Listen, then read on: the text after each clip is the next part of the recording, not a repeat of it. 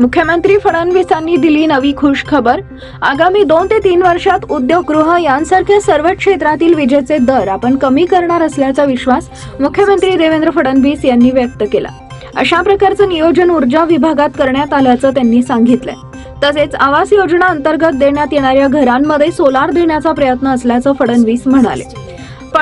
फडणवीस यांनी नागपूरमध्ये प्रसार माध्यमांशी संवाद साधला। यावेळी त्यांनी सरकारच्या विविध योजनांची माहिती तसेच सरकारचे पुढील प्लॅन काय असणार याबाबत माहिती दिली। वर्षानुवर्षे रखडलेले पश्चिम महाराष्ट्र, उत्तर महाराष्ट्र आणि मराठवाड्यासह कोकणातील प्रकल्प पूर्ण केले। सर्व क्षेत्रात मोठी भरारी त्या 5 वर्षात घेतली। त्यानंतर गेल्या 2.5 वर्षात उपमुख्यमंत्री पदाची संधी भेटल्यानंतर ऊर्जा, सिंचन, गृहनिर्माण, गृहमंत्री अशा अनेक खात्यांचं काम केलं।